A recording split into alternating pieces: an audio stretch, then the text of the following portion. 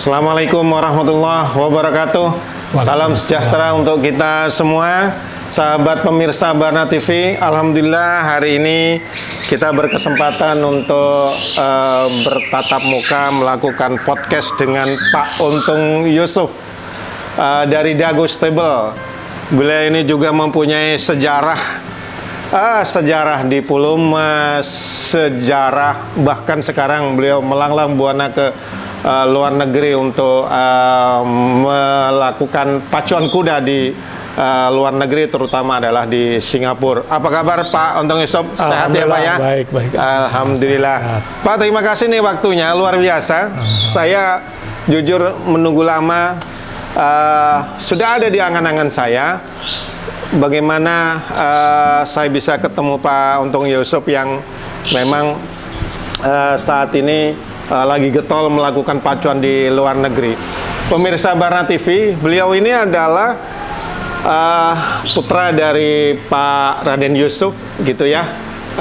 Beliau adalah dari Dago Stable, pemenang derby dengan kuda yang bernama Lucky Strike, dan dilanjutkan oleh Pak Untung Yusuf dengan kuda yang bernama Ratu Nagari, dan terakhir adalah kuda Mesa. Mungkin teman-teman ingat semua tentang sejarah pemenang Indonesia Derby. Pak Yusuf, kita tidak bicara tentang pacuan kuda di dalam negeri ya. Saya sangat tertarik dengan pacuan kuda yang ada di luar negeri, terutama adalah di Singapura. Tentunya saya tidak ingin menceritakan untuk yang jagonya nanti, yang Harisma yang saat ini lagi ngetren ini, Pak Untung. Saya ingin flashback dulu. Itu awal mulanya Pak Untung mengikuti pacuan di Singapura itu seperti apa ceritanya, Pak? Oke, terima kasih Pak Bagus. Jadi kilas baliknya sebenarnya awalnya waktu saya ke Singapura, iseng-iseng saya browsing pacuan kuda di sana. Oke. Kemudian saya tanya sama hotel, waktu itu di Mandarin Hotel, dia bilang ada sini pacuan kuda di Kranji, dia bilang. Oh, Kranji ya? Iya, nama tempatnya. Itu pacuannya setiap hari, setiap minggu, Sabtu atau Jumat atau Minggu. Oke. Tapi minimal selalu 2 kali seminggu, kalau nggak Jumat Minggu atau Sabtu Minggu. Oke. Nah, kebetulan waktu itu pas hari Sabtu. Tahun berapa itu, Pak? Itu 2010, 2011 lah, kalau nggak salah. Oh, 2010, 2011. Iya, itu awalnya? Awalnya. Oke. Awalnya, lalu dia bilang kalau ke sana pakai apa? Saya bilang, oh pakai ini aja, pakai kereta aja. Dia bilang, pas itu berhentinya di tempatnya situ. Oke. Ya udah, saya langsung malam itu berangkat, sore ke sana. Betul, itu stasiunnya pas kita turun langsung gerbang masuk untuk yang umum ya, ke situ. Tuh, pacuannya sore hari? Sore hari. Oh, sore hari. Kalau Sabtu, Jumat atau Sabtu sore. Oke. Kalau Minggu baru siang. Oh gitu. Ya, lanjut Pak. Nah, jadi ya pengalaman juga, belum pernah saya nonton pacuan malam-malam kan. Pakai lampu begitu, pengalaman baru juga waktu itu. Ternyata seru juga di situ kan. Nah, sejak itu setiap saya ke Singapura pasti saya sempatkan untuk menonton itu di situ. Nah, belum kepikir punya kuda, apalagi bermain kuda di sana. Oke. Jadi hanya menikmatin aja. Nah, suatu waktu itu ada kuda saya juara derby Mesa ya, oke. Itu ada teman saya satu kantor, satu grup lah di Bakri, namanya Pak Winoro, sekarang udah almarhum, kita panggil Winoro. Almarhum Pak Winoro ya. Nah, oke. Lalu dia bilang, tuh lu main kuda? Dia bilang, iya. Gue main, ada kuda gue di Singapura, tapi oh ya, wah, saya bilang jadi Pak Winoro duluan? Pak Winoro duluan. Gue di Singapura tuh, ada kuda gue. Ayo kita kapan main ke sana? Ya udah. Oke, gitu bilang. Akhirnya di-arrange lah oleh beliau. Rombongan dari Indonesia datang ke Singapura untuk stable tour di sana. Banyak orang Pak yang ikut? Banyak orang itu satu bis lah kira-kira. Boleh disebut tokoh-tokohnya Pak? Waktu itu yang ini kan adalah karena yang dulu yang membawa Pak Winoro itu ke Pulau Mas itu adalah almarhum Pak Alex Asma Subrata. Oke, itu rombongan Ya, Pak. lalu ya Pak sama juga lah Pak almarhum Pak Datu. Lalu ada ya semua lah nih kita. Pak Edi Sadak? Pak Edi Sadak waktu itu belum gak ikut. Yang ikut ya bangsa Pak Robi Rewah lah, Pak Anas, banyaknya dari Pordasi Jakarta lah. Oke, Pada ya. waktu itu yang paling Ya. banyak. Hmm. Termasuk ada juga Pak Haji Bahar almarhum juga. Oke. Nah udah kita stable tour, lalu kita ke stable-nya Pak Winoro. Dia waktu itu ada kuda mungkin sekitar 5 atau 6 kuda. Wow. Kudanya bagus-bagus. Satu yang luar biasa ada namanya Gozi. Nah itu pemenangan juga kudanya dan termasuk champion juga waktu itu di sana. Nah setelah itu dia telepon saya. Setelah berapa lama dia telepon saya, Tung, ini ada kuda nih satu bagus, murah. Kayak konsorsium ya teman-teman yang lain. Kita chip in lah 25 seperempat jadi berempat. Lo cari 2 lagi dia bilang. Oke. Akhirnya siapa yang dapat? Akhirnya saya cari-cari, saya bicara dengan Pak Edi Sadak. Pak Edi Sadak bilang, oke, in. Lalu saya ketemu Pak Bahar. Bahar bilang, oke, join. Berarti Pak Untung, Pak Winoro, Pak Edi Sadak, dan Pak Haji Bahar. Oke. Kuda itu harganya waktu itu 50.000. Apa nama kuda? Nama kudanya Sobet. Sobet. Oke. Wah, kita bilang kok namanya Sobet, jelek. Bet kan jelek. Terus. Iya, Sobet lagi udah bet so lagi kan. Waduh, jelek sekali kan. Semua pada nggak setuju, Pak Bahar juga setuju juga. Oke. Ganti namanya. Bisa? Kita usulkan, kita bilang kita mau ganti. Oh, dia bilang nggak bisa, mesti 1 tahun dulu Oh, peraturannya, baru boleh diganti nama kuda. Beli di Singapura ya Beli di berarti? Singapura. Oke. Jadi kudanya udah ada di situ. Jadi baru latihan, belum pernah berpacu. Oh ya udahlah, kepaksa kita terima. Akhirnya Pak Bahar bilang, kita panggilnya jangan Sobet ya. Jadi apa? Sobat. Oke. Jadi kawan aja sobat. Oke. Iya. Oke.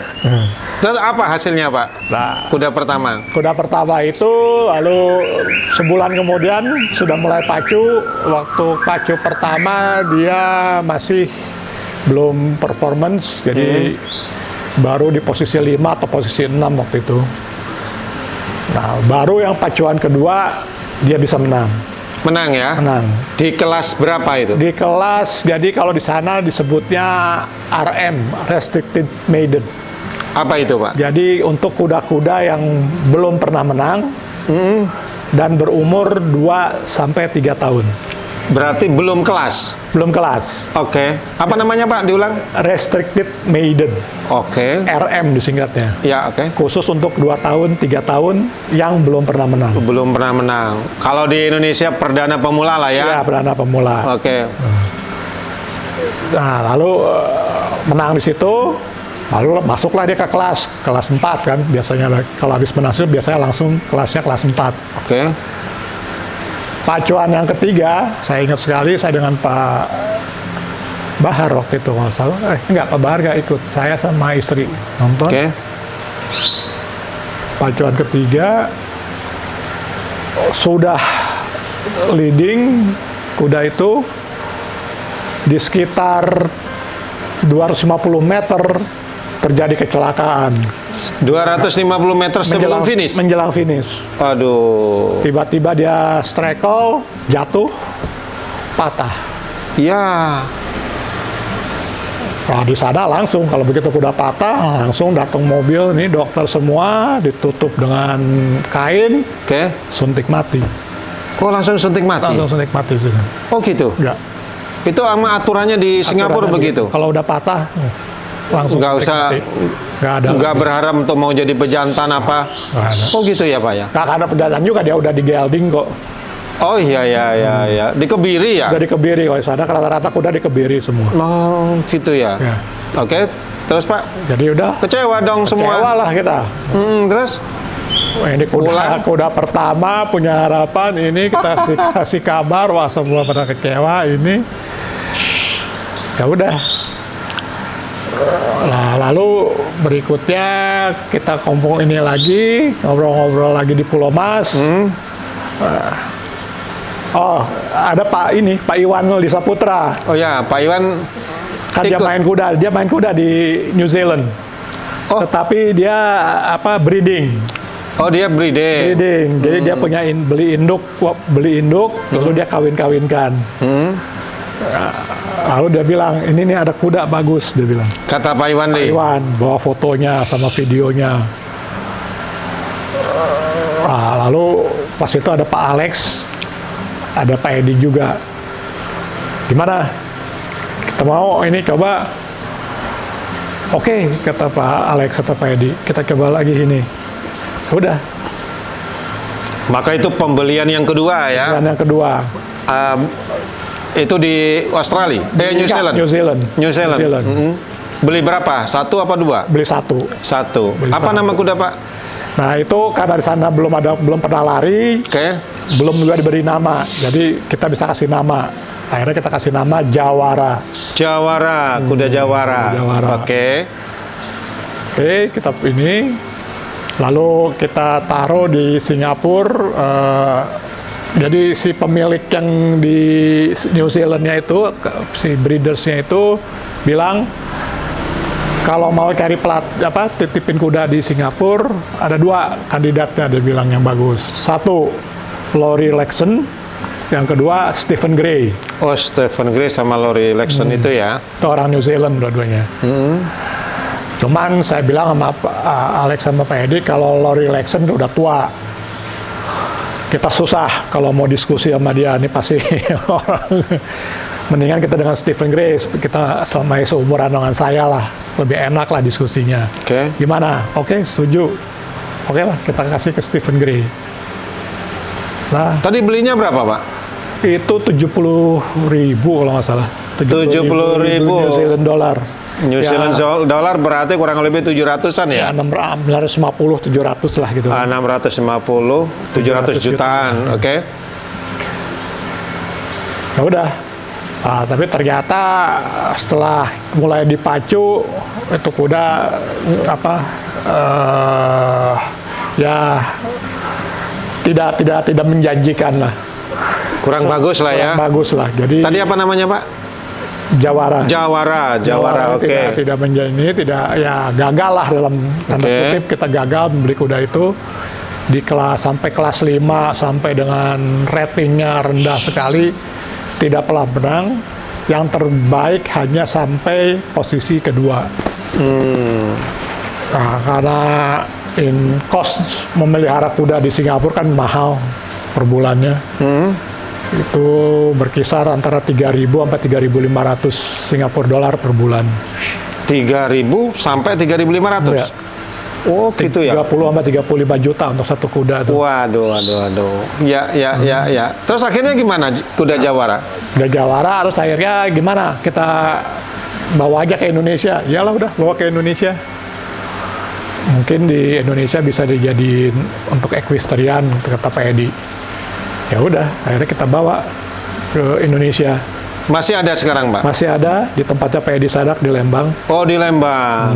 Oke. Oh, berarti masih aktif di Masih equestrian. aktif di equestrian. Oke. Tapi juga ya di equestrian juga katanya nggak terlalu bagus juga karena kuda ini agak sedikit nervous. Oh, gitu. Oke. Tapi ya kalau untuk pemula-pemula sih yang lompatan-lompatan Kecil. kecil sih masih Iya. oke lah. 2 kali kecewa nih, Pak. 2 kali kecewa. Terus gimana tuh? Udah, tadinya kita bilang ya yang lain udahlah kita lihat-lihat dulu lah. Amsyong terus ini. Terus, Pak. Kita belum ini. Nah terakhir Pak Winoro masih juga nawar-nawarin kuda terus. Udah nawarin kuda itu, tapi yang lain nggak mau ikut. Terakhir saya konsorsium dengan dia. Tetapi, yang ketiga nih, pembelian ketiga nih. konsorsium dengan dia. Ada kuda waktu itu juga dari New Zealand. Pak Iwan juga tahu ininya, kuda itu bagus. Saya udah transfer uangnya. Ternyata waktu itu arrangement atau negosiasi Pak Winoro dengan pemilik kuda kayaknya ada sedikit misunderstanding. Jadi waktu itu pihak New Zealand mengatakan kalau mau ngambil kuda ini harus juga ada 2 kuda lagi yang harus diambil. Jadi paket. Paket sistemnya. Sedangkan waktu itu Pak Winoro mengatakan bahwa waktu itu mereka udah setuju boleh ngambil hanya 1 saja. Nggak jadi dong akhirnya. Kuda udah datang di Singapura. Oh, kuda udah datang? Udah datang di Singapura. Tetap pemilik kuda di sana nggak mau. Akhirnya kuda itu diambil oleh orang Singapura. Paket 3 kuda. Paket. Gagal lah kita kan. Uang saya udah transfer. Ke siapa? Ke Pak Winoro. Oh, ya. Tapi Pak Winoro bilang ya udahlah, itu nanti ada 1 lagi kuda saya ada dari pelatih namanya Lee Friedman. Kamu ambil join di situ aja 1 kuda itu. Oke. Kita ganti kuda jadinya. Jadi saya berdua dengan Pak Winoro. Ganti kuda, apa nama kudanya, Pak? Kita kasih nama Milik. Oh, Milik? Ya. Wah, mudah-mudahan jadi milik lah, Ya, berharap ya. jadi Milik. Oke. Tapi kembali lagi, kudanya bermasalah lagi. Kenapa, Pak? Karena lututnya bermasalah. Aduh. Jadi hanya lari 3 kali. Setelah itu udah nggak bisa lagi, karena setiap habis latihan bengkak, habis latihan pincang. Tadi berapa harganya yang ketiga itu? Yang itu murah, itu 50.000. 500-an lah ya, 450-an ya. Ya. Udah dan udah siap pacu sih waktu itu. Gagal ketiga nih, Pak. Gagal ketiga. Masih nggak kapok lagi ya? Tadinya sih udah kapok. Terus gimana? Saya udah kapok. Nah, waktu saya nonton lagi pacuan di sana. Lalu datang pelatih kuda Jawara kan, Stephen Gray, ke meja saya. Oke. Dia ngobrol-ngobrol, gimana? Masih berminat ke kuda? Ya, sebenarnya antara iya dan tidak. Lalu dia tanya sama saya, kamu main kuda ini apa tujuannya? Dia bilang, kamu betting, judi? Wah, enggak, saya bilang. Kamu berharap kuda yang untuk juara-juara yang terbaik? Enggak juga, saya bilang saya hobi aja, sekedar senang aja. Saya bilang saya senang punya kuda saya berpacu, menang. Itu yang membuat saya bahagia. Oh, oke, saya ngerti. Nanti ya saya cariin buat kamu kuda yang bisa membuat kamu happy, dia bilang. Oh gitu. Buat happy, dia bilang. Iya. Lalu terrealisir? Nah, lalu 2 minggu kemudian atau 3 minggu kemudian dia email saya. Ini saya dihubungin dengan teman di Australia. Ada 2 ekor kuda hasil lelang, tetapi tidak ditebus oleh yang pembelinya. Pemenang lelangnya. Dan itu sudah beberapa bulan. Nah, sekarang oleh panitia lelang di situ itu ditawarkan dengan harga tanpa harga sebenarnya, cuman ongkos administrasi dan segala macam. Jadi kuda itu dihargakan masing-masing 10.000. 20.000 berarti. 20.000 untuk 2 kuda. Oke. Tetapi ada tambahan, kita harus menutupi cost of living dia selama itu dari lelang sampai hari terakhir dia ada di sana. Berapa living cost-nya, Pak? Itu living cost 2 kuda itu hampir kira 30-35 ribu lah. Berarti total 50.000. 55.000 untuk 2 kuda. Tahun berapa itu, Pak? Itu 2014 kalau nggak salah. 2014 ya. Iya. Oke. Terus akhirnya dibawa ke Nah, Singapura. bawa ke Singapura. Terus kita lihat ini. Nah, lalu dari awal Stephen Gray udah bilang dari 2 kuda ini satu ini yang bagus. Apa namanya yang bagus? Yang bagus karena belum punya nama, yang bagus saya kasih nama Baskara. Baskara, oke. Lalu yang ini so-so, tapi tetap bisa menang. Namanya Pusaka. Saya kasih Pusaka, nama. jadi Baskara sama Pusaka. Pusaka. Oke, nama Indonesia. Nama Indonesia. Oke, terus? Nah, udah. Dan setelah 2 bulan, 3 bulan, pacu pertama Pusaka masih ya sekitar nomor 6, nomor 7 lah. Yang Baskara? Baskara waktu itu sudah nomor 3. Oke, yang apa namanya tadi pemula perdananya lah ya. Perdana itu. Hmm. Nah, waktu pacu kedua Baskara udah menang. Oh, yang itu sudah masuk kelas. Enggak, Mas, karena belum pernah menang kan. Oke. Kalau masih belum pernah menang, biasanya bisa dimasuk di namanya restricted maiden itu. Oke. Pusaka tetap belum menang.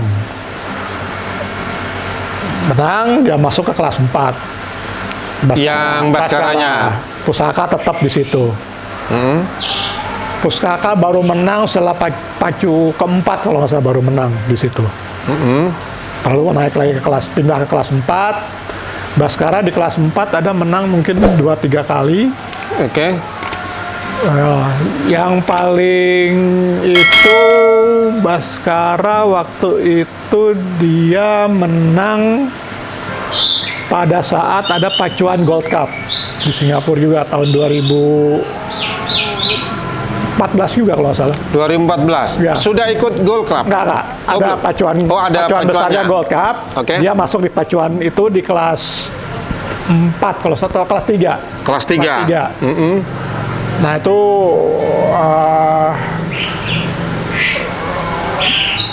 jokinya juga spesial waktu itu karena itu internasional. Jadi ada joki dari Hong Kong Oh, gitu. datang. Itu Pakai joki yang dari Hong Kong itu? ya Zak Burton namanya. Tapi nggak pernah ngelatih. Nggak pernah. Jadi dia cuma datang hari itu dia harus naik nanti di pacuan. Berarti Di- pada saat pacuan dia baru pertama dong Iya, bawa kuda itu. bawa kuda itu. Oh, gitu ya. Kalau di sana joki-joki internasional rata-rata begitu. Berarti benar-benar profesional ya Profesional joki itu bener. ya. Iya. Ya. Dia Jadi dia datang, dia dengerin pelatih, instruksinya, penjelasannya, gimana. Nah lalu di pas pacuannya ya si kon yang menentukan. Kalau strateginya sesuai dengan yang waktu didiskusikan dengan pelatih ya dia ikutin itu. ya. Tadi ikut kelas 3 yang Ya, Baskara ya. ya. Menang, Pak. Menang di situ. Nah, bicara ini, pasti kalau menang, kalau kelas 3 itu hadiahnya berapa sih, Pak? Kalau di Singapura hadiah kelas 3 itu 70.000 70.000 Singapura dolar Singapura itu kira-kira berapa? 300 juta lah. 300 juta? 700. Oh, 700 juga? Oh, banyak ya? Banyak. Jadi kalau kelas 5 itu 30.000. Kelas 4 50.000. Kelas 3 70.000. Kelas 2 80.000. Kelas 1 100.000. Weh. Itu untuk pacuan biasa. Oke. Ribuan. Nah, dari 70.000 itu sama pembagiannya, Pak? Juara 1 sekian? Ya kalau di sana Gimana juara tuh? 1 tuh 48,25%. Oh, gitu? Ya hampir 50% lah ya. 50%. Hampir 50%. Nah, ada aturan nggak kayak di Indonesia?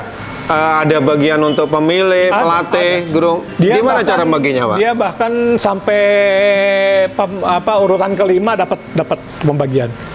Gimana cara pembagiannya, Pak? Ada itu, lupa saya persen-persennya 4, jadi 48%. Kalau yang pemenang kedua 17%, Oke. pemenang ketiga 8,5%, keempat 4%, kelima 2%. Oke. Nah, untuk yang 48% nih dibagi kepada siapa aja? Pemilih berapa dapat, Pak? Pemilik aja. Oh, pelatih, Pelatih joki? ada sendiri.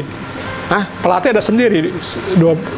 Oh, ada sudah di Jadi dari 100% itu sudah ownernya dianu sendiri sekian, ya. pelatih hanya pemenang aja ya. Lalu sama joki dan grup. Sudah dialokasikan Sudah dari dialokasi. 100% hadiah itu ya.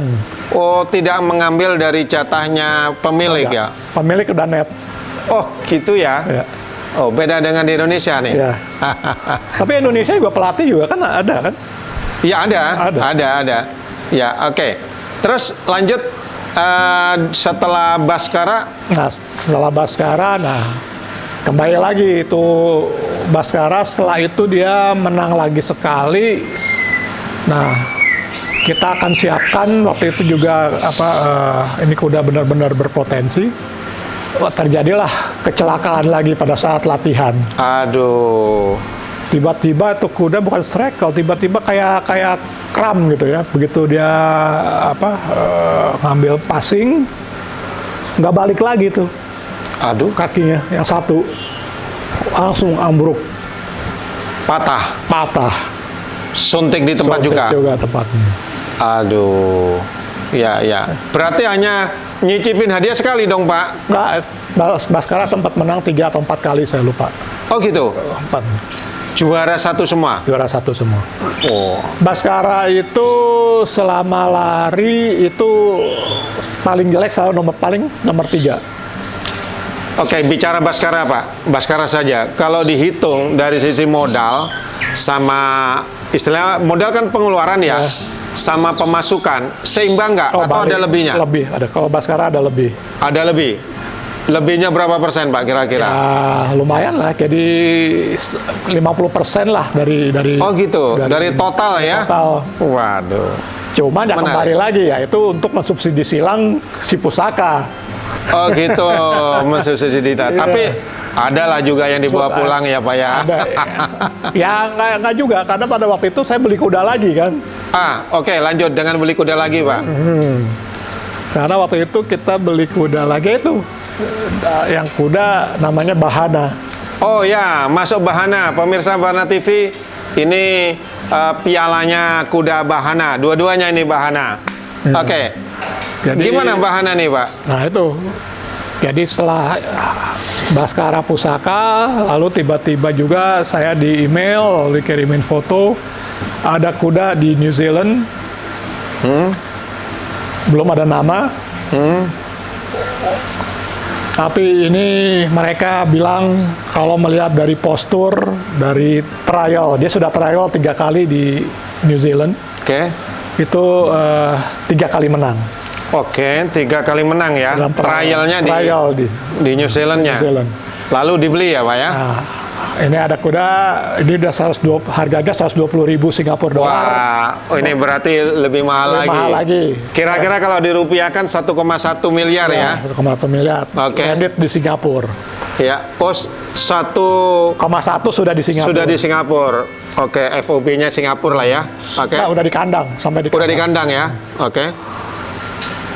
Ya, boleh juga. Tapi waktu itu juga sebenarnya ya saya agak masih sedikit ini juga 120, waduh gede juga gitu ya. Oke lah, saya bilang saya cari partner dulu. Oke. Saya cari partner. Saya ngobrol-ngobrol sama semua, waduh semua kayaknya kelihatannya pada kapok. Yang terakhir agak sedikit berminat itu ada 2, satu Pak Robi Rewah, satu Pak Anas. Ya. Saya ini ngobrol-ngobrol lagi, waktu itu dia tanya berapa. Ya udah, Anda mau berapa persen? Ini kan minimal saya akan ngambil 50%.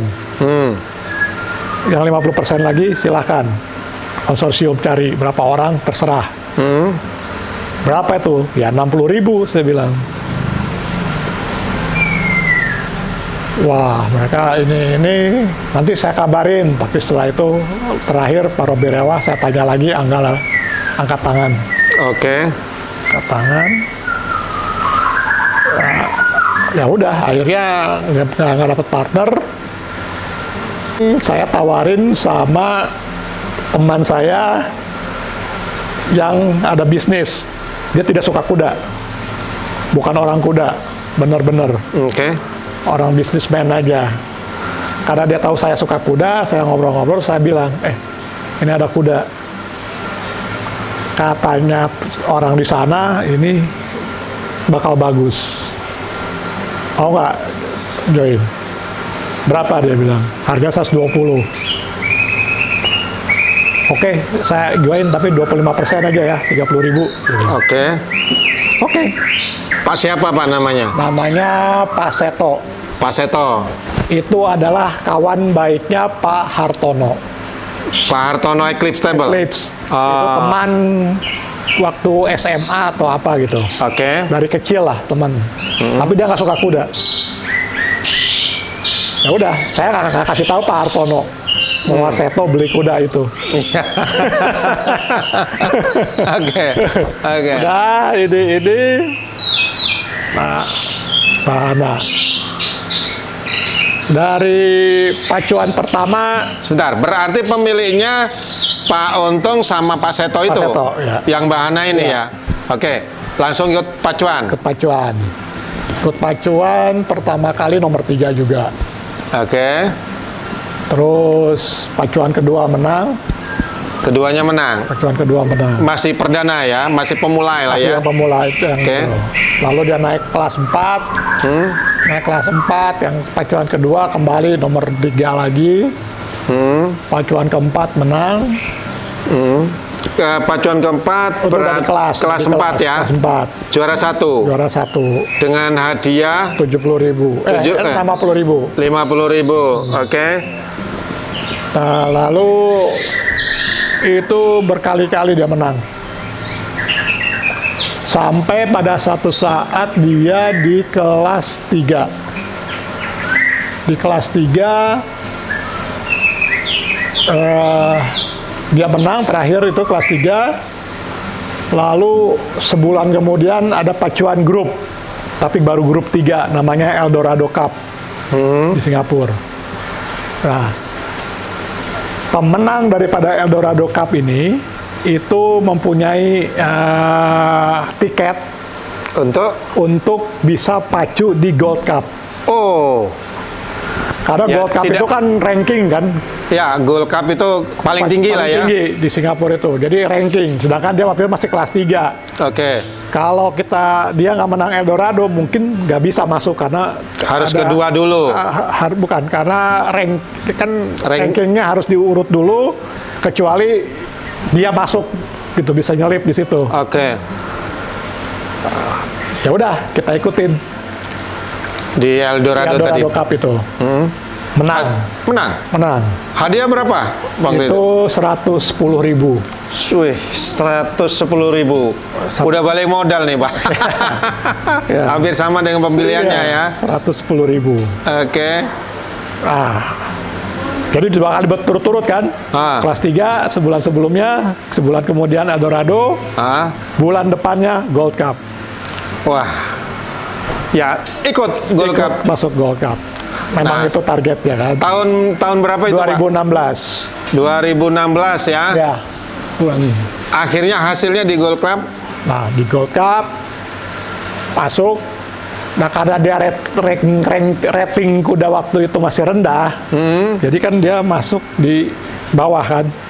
Sehingga karena itu pacuannya handicap, jadi dapat beban yang ringan. Oh gitu. Ya, dia cuma bawa 50,5. Sedangkan yang top weight-nya bawa 57. Oh, gitu ya. Iya.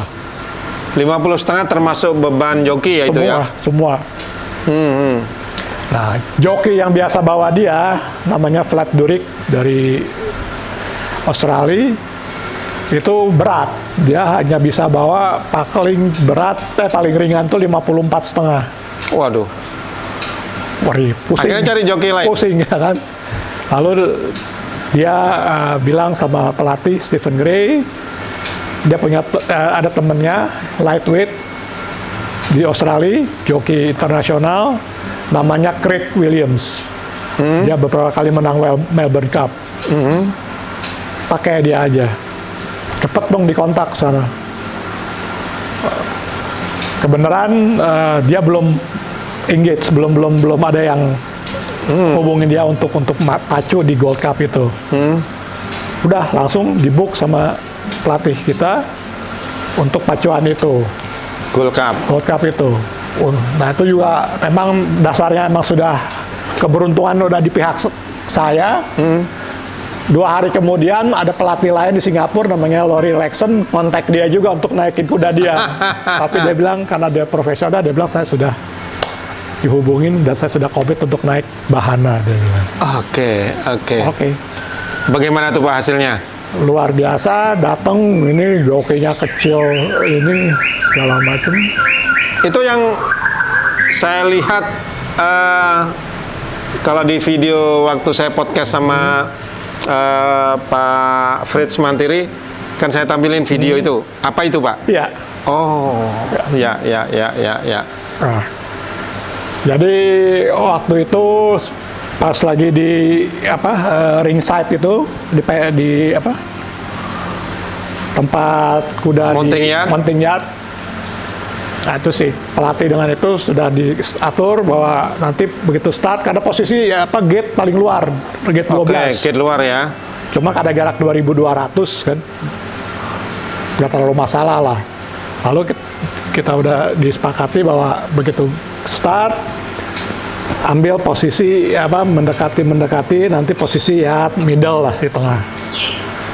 Sampai nanti begitu di 600 meter menjelang finish sampai 400 meter baru mulai perlahan ke depan. Pas pacuan gate dibuka, kuda itu loncat masuk ke dalam. Agak-agak ke dalam. Terus lalu kira-kira posisinya sejajar dengan 4 kuda di depan. Nah, tiba-tiba tuh joki ngambil inisiatif malah di leading. Oh gitu. Padahal selama ini nggak pernah kita pacu kuda itu leading. Bukan ritmenya dia lah.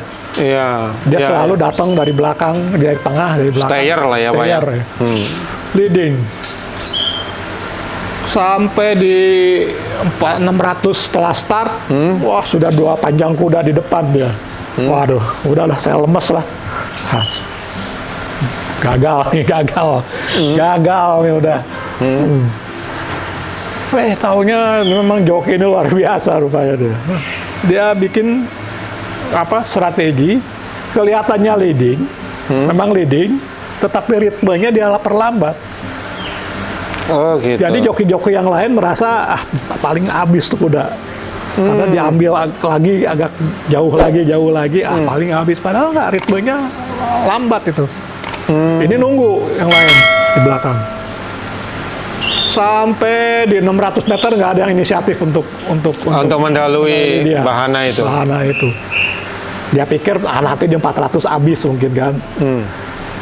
Nah, yang bikin saya lagi kecut lagi di 600 dia udah pukul tuh kuda.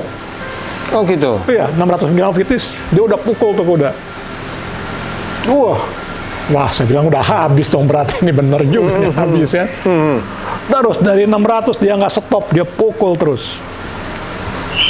Kuda lain juga mencoba tapi nggak pernah bisa ini.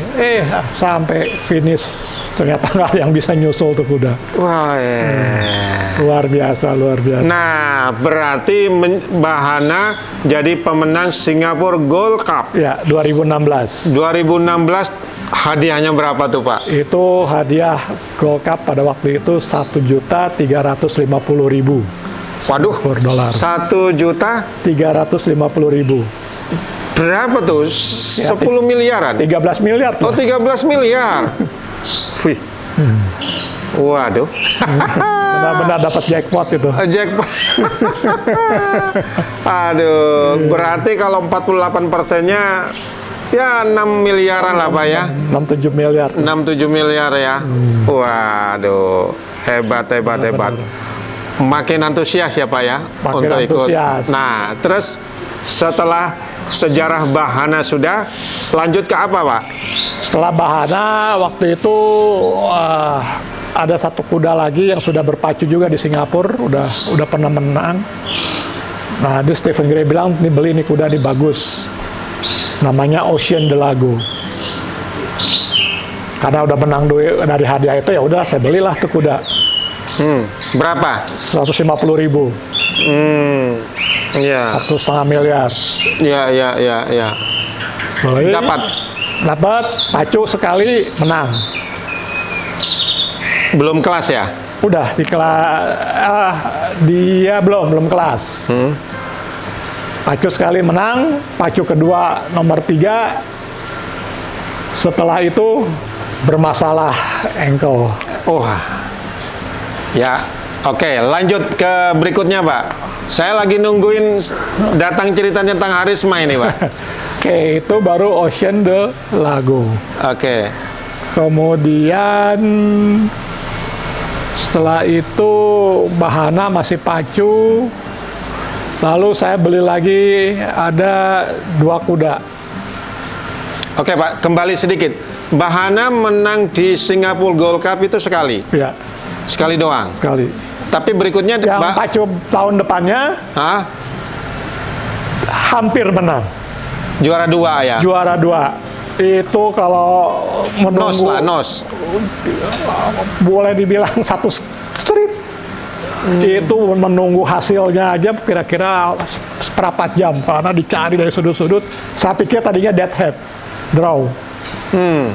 Ternyata dari atas ada foto kelihatan kuda yang satu lagi tuh memang satu. Kamera lah Pak itu ya. Iyalah, kameranya luar biasa. Iya, Kalau iya. di Indonesia sih udah pasti dead head itu, draw lah. Oh ya. Kasat mata udah pasti draw. Ya. Nah, Di nomor 2. oke. Bahana tetap lari, Bapak ambil kuda lagi. Ambil kuda lagi, ada itu gagal lagi dua-duanya. Oke. After. Berikutnya ada lagi. Nah setelah itu pacuan di Singapura untuk kuda-kuda jarak panjang itu sulit jarang pacuannya. Oh gitu. Sedikit lah. Jadi saya bilang sama Steven, ngapain kita cari kuda yang stayer? Kita harus cari kuda yang sprint sekali ini supaya banyak kesempatan pacunya. Oh kalau gitu kita harus cari di Australia, dia bilang. Udah. Sprint jarak berapa Pak ya? 1.200 ke bawah. 1.200 ke bawah. Antara 1.000 sampai 1.200. Oke. Lalu dia ajak saya, kamu mau nggak sekarang kita beli dari kuda umur 1 tahun? Kita carinya. Boleh kita coba, saya bilang. Oke. Jadi kebetulan ada lelang di Australia. Kita pergi ke sana untuk kuda-kuda 1 tahun. Di situ saya dapat 2 kuda. Satu yang kita kasih nama Karisma, yang kedua adalah Caraka. Ya. Tahun berapa itu Pak? Itu 2000. Oh sekarang dia umur 5 tahun. Ya berarti 2017. 2017. Oke. 2017. Berarti Harisma itu beli pada usia 1 tahun. Bapak sendiri? Ya. Tidak konsorsium ya? Ya ada konsorsium. Oke.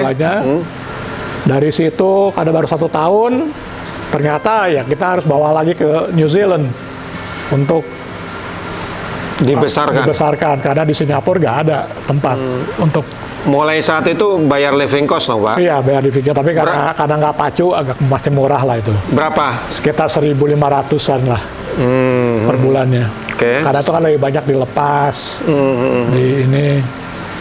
Nah setelah umur 2 tahun lebih baru dia mulai dilatih pelan-pelan.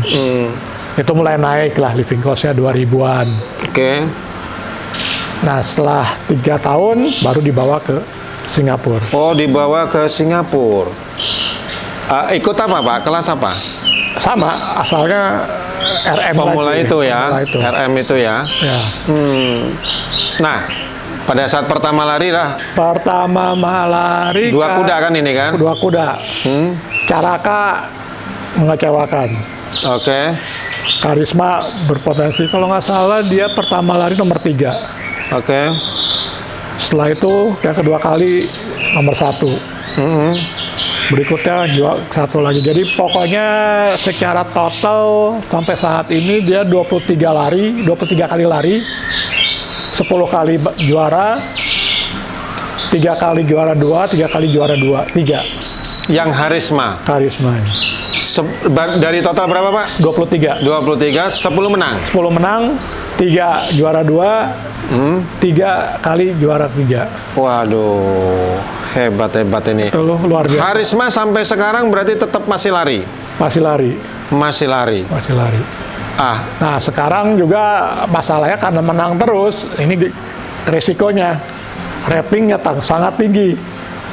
Sekarang dia adalah berada di posisi kedua rating tertinggi di Singapura. sekarang ini? Iya. Terakhir pacuan kemarin tahun berapa? Yang bulan lalu, Bulan lalu, Januari. Januari ini, Menang juga? menang. Waduh. Gara-gara menang itulah dia langsung di ratingnya ditambah lagi, jadi sekarang dia di posisi nomor 2 Apa pengaruhnya terhadap rating tuh, Pak? terhadap beban. Beban ya? Oh, jadi berapa sekarang bebannya? Sekarang dia bawa kalau di kelas 1 bawa 59 kilo. Berapa? 59 Waduh. Seperti itu ya? seperti itu. Nah itu memang jadi ya memang harus begitulah karena kalau Nggak imbang? nggak imbang dengan yang lain kan. Namanya Ya. pacuan handicap memang begitu. Ya. Nah, paling tinggi Harisma itu dapat hadiah? Ya itu di kelas, karena di kelas 1 100.000 lah. Jadinya 48% dari 100.000 itulah. 100.000 itu ya? Ya. Kok lebih turun ya, Pak, dibanding Mbak Hana itu? Bahana karena cup kan, pacuan cup. Kalau ini kan belum ikut pacuan cup, dia baru pacuan yang mingguan. Oh gitu, berarti Harisma belum ke Singapura Gold Cup? Nggak bisa. Kenapa? Singapura Gold Cup kan pacuan 2.200 meter. Oh, Dia harus ikut yang di sprint, namanya Merlion Cup. sprint. Merlion Cup itu hadiahnya Jadi 1.200 saja? 1.200. Oh gitu. Itu kita rencanakan tahun ini di bulan Mei kita ikutkan di situ. Di Merlion Cup itu. di Singapura Di juga? Singapura. Hadiahnya berapa itu, Pak? Itu 300.000 atau 400.000 saya lupa. Waduh, berapa tuh? 25 miliar? Nggak, ya 4 miliar lah. 400.000. Ya 4 miliar lah. Oh, 4 miliar ya? Oh iya, 400.000 ya? Iya, ya. Nah, Pak, bicara tentang khusus Harisma nih, belinya kemarin berapa, Pak? 70.000 70.000 2 ekor. 1 ekor. Anggap 1 ekor. Berarti Waktu umur 1 tahun ya. ya, dengan 10 kali menang, terus juara 2-nya 3 kali dan seterusnya, sudah kembali modal dong, Udah Pak. lebih. Udah lebih. Kalau menurut catatan sih dia sudah mendapatkan stake sekarang 540 ribuan. Apa itu stake, Pak? Hadiah juara 540. ribu Singapura dolar. Sekitar itu ya. Ya. Berarti ibarat ini adalah sebuah usaha, karena ini kan di Singapura sudah istilahnya sudah menjadi industri ya. Ya. Sudah jadi industri pacuan kuda lah ya, industri olahraga lah ya. Berarti sudah untung dong, Pak. Udah Ya. Kalau ada Karisma ini justru saya pusing ngasih makan kuda yang lain. Karena saya ada 3 kuda lagi kan. Oh, di sana masih ada 3 kuda lagi? Jadi 4 dengan Karisma kan, yang pacu tuh. Oh gitu. Yang ada Karisma, ada Caraka, ini belum pernah menang, ada Satria yang kemarin menang juga. Satria. Ya, Oh, menang juga. menang juga tapi di kelas 5. Oke. Lalu ada Laksana menang juga waktu bulan Desember atau apa, kelas 5 juga. Dia kan paling tidak mensubsidi orang lain dong, Pak, kalau udah menang. Ya, tapi kan menang di kelas 3 kan, di kelas 5 kan cuma hadiahnya 30.000, 48%, 15.000. Pada kelas 5 belum bisa mensubsidi dirinya sendiri. Hanya bisa untuk 4 bulan. Hanya untuk 4 bulan. Berapa tuh hadiahnya tuh Pak? 50.000 tadi itu ya? Enggak, 30.000 cuma. Oh, 30.000. 48%-nya kan paling 12 ribuan, 13.000. Iya, iya, iya, iya. Ongkos di sana 3.500 sampai 4.000. Iya, iya. 3-4 bulan lah dia bisa menghidupi diri sendiri. Iya, iya, iya. Tapi ngomong-ngomong Pak, dari yang loss, yang yang gagal ada kecewa 3 kali, lalu ada yang bagus, Bahana, Karisma. Kalau di total nih, untung rugi Pak? Saat ini masih positif. Masih positif. Masih positif.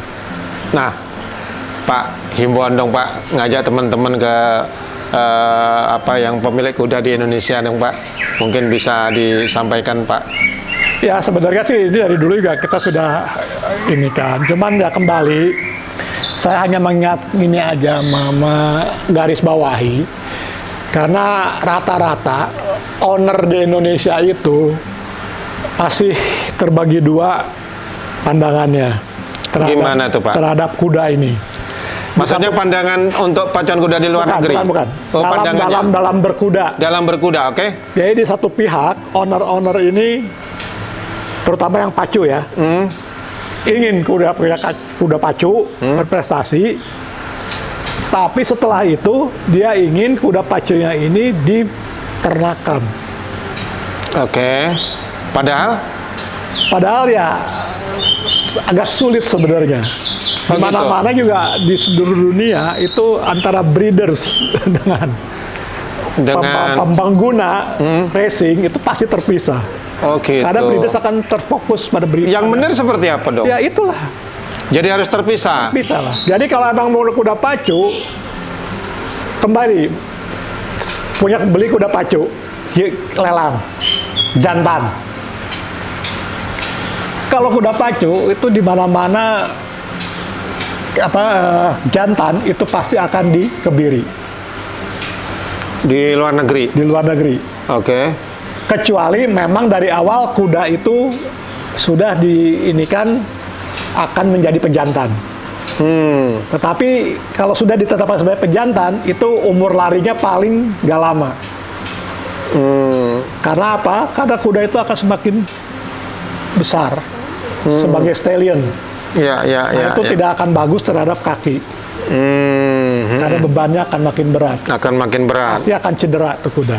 Oh gitu. Jadi biasanya setelah 4 tahun stud langsung masuk ke stable untuk jadi pejantan. Iya. Oke. Nah, kalau mau yang untuk pacuan happy itu semua akan digelding. Kedua juga itu akan mempengaruhi terhadap karakteristik si kuda itu. Karena kalau dia tidak digelded, dia cenderung biar pemirsa tahu Pak, digelded itu maksudnya dikebiri ya. Oke. Dikebiri itu juga untuk menurunkan temperamen kuda. Sehingga dia benar-benar fokus lari. Nggak terganggu dengan yang lain. Oke. Tadi yang terpecah jadi dua, satu seperti itu. Yang keduanya apa? Ya itu. Jadi satu ingin kuda pacu, tetapi setelah selesai jadi pejantan. Setengah-setengah lah intinya. Gitu. Itu dan menurut Pak Untung itu nggak akan jalan kalau di kuda untuk kita bermain gitu ya. Oke. Karena ada yang sudah mulai tertarik nih Pak, untuk supaya minimal misalnya dia beli kuda atau breeder sendiri. Maaf Pak, ini pengalaman Pak Untung nih, sekalian juga bisa didengarkan oleh teman-teman semua. Kalau kita bikin pacuan, kalau kita buat kuda trobet di Indonesia gitu ya, itu kan banyak pejantan-pejantan yang sudah masuk tuh, yang prestasinya bagus, Kenensky, Monaco Consul, apalagi yang punyanya Pak Emir itu juga kira-kira kita bikin kuda trobet di Indonesia, lari di Singapura, mungkin nggak Pak menurut Pak Untung? Pengalaman, karena Pak Untung yang pelaku langsung pacuan di luar negeri. Untuk saat ini dan saat ke depan, selama industri kuda pacu kita seperti ini, nggak akan bisa. Nggak akan bisa. Nggak akan bisa. Karena apa? Karena itu harus dimulai dari awal. Kita lihat aja Malaysia. Dia sudah lama industri kuda thoroughbrednya. Oh gitu. Tapi tidak ada kuda. Nggak ada yang berhasil. Nggak ada yang bisa menembus. Singapura Gold Cup misalnya? Nggak ada. Nggak ada. Nggak ada. Oh gitu. Faktornya apa, Pak? Ya itulah. Jadi mungkin juga mereka juga fokusnya sama lah seperti itu. Jadi masih terpecah, tidak fokus, tapi juga daripada mereka breeder sendiri, udah aja mendingan beli. Oh gitu. Cari kuda yang bagus, kalian udah beli gitu aja. Oh gitu. Pastilah, gitu kan. Oh gitu. Ya kan kalau kita menternak, kita harus yang paling pertama adalah harus mendatangkan induk yang luar biasa bagus. Jadi faktor induk juga. Induk yang sebenarnya paling menurut saya yang banyak menentukan. Induknya? Induk, bukan jantan. Induk thoroughbred ya? Induk berarti thoroughbred ya. Itu yang paling ini. Kita selalu melihat pejantan. Sebenarnya setelah saya lihat statistik segala macam, pengalaman saya dengan kuda-kuda saya beli kuda, kita pikir ini pejantannya sprint. Kita beli karena buat sprint. Ternyata stayer. Karena induknya stayer? Induknya stayer. Oh, dominan ya? Ah ya. Gitu ya? Itu di beberapa kuda yang hampir 70% di kuda saya berlaku tuh. Induk Gitu. lebih dominan. Setelah mempelajari pedigrinya ya? Pedigrinya. Oh gitu. Baru saya ngasih tuh, oh ternyata induk. Jadi rupanya Induk mempengaruhi. yang harus dilihat. Pejantan nggak ini ada ininya juga. Ya itulah, kalau di tempat saya ini kan 70% tuh induk yang lebih pengaruh. Iya. Nah ini kan Jadi ada. kalau buat thoroughbred di Indonesia kenapa nggak akan berkembang di Indonesia? Di seluruh dunia yang mendanai olahraga berkuda untuk khususnya racing itu adalah judi, toto. Di seluruh dunia, kayak termasuk Singapura ya Pak? Semua Singapura. Itulah yang mensponsori, itulah. Ya. Selama itu nggak ada, nggak akan bisa. Siapa yang mau, dari mana, besar gitu. Kecuali hanya untuk senang-senang ya Pak Kecuali ya? untuk senang-senang. Nah, untuk senang-senang ya karena kayak begini terus lah kita. Sama dengan Di pacuan Indonesia kuda itu kita kan ya? yang kuda kita GG sekarang ini. Apalagi sekarang lapangan pacuan Pelumas sudah nggak ada. Nggak ada yang representatif. Ya udahlah, kita harus terima ya beginilah. Nah sekarang kalau emang mau pacu yang benar-benar ya kita harus berani. Pacuan industri lah ya Pak ya? Nggak, kalau mau juga jangan di Indonesia ya, harus minimal Ya. ke Singapura. Ya itu tadi pertanyaan saya. Breedernya ada di Indonesia, tapi setelah umur katakanlah 3 tahun dibawa ke Singapura itu juga peluangnya nggak mungkin ya? Oke. Karena saya lihat Malaysia nggak berhasil. Yang sudah berhasil itu yang bisa ini adalah Afrika Selatan. Kuda-kuda hasil breeding sana sudah mulai bisa unjuk gigi di Singapura. Termasuk Jepang kali ya? Kalau Jepang udah internasional, udah lebih hebat lagi. Ya. Ini yang levelnya yang ini yang agak masih ini adalah Afrika Selatan. Iya. Oke Pak, menarik banget ini Pak Untung. Luar biasa pemirsa Barna TV. Ini ilmu ya menurut saya. Karena mungkin juga tidak banyak tahu tentang bagaimana pacuan kuda di luar negeri, untung ruginya seperti apa. Nah, mudah-mudahan ini bisa menjadi hasanah, wawasan bagi kita semua sebagai pecinta pacuan kuda di Indonesia. Terima kasih Pak Untung, mudah-mudahan ini ilmunya berkah untuk semuanya. Amin. Gitu ya Pak ya? Insya Allah. Ya, baik. Terima kasih pemirsa. Assalamualaikum warahmatullahi wabarakatuh. Waalaikumsalam. Terima kasih Pak. Tonton terus Baharna TV. Jangan lupa subscribe, like, comment, and share. Tonton terus Baharna TV, TV publikasi Prodasi Indonesia.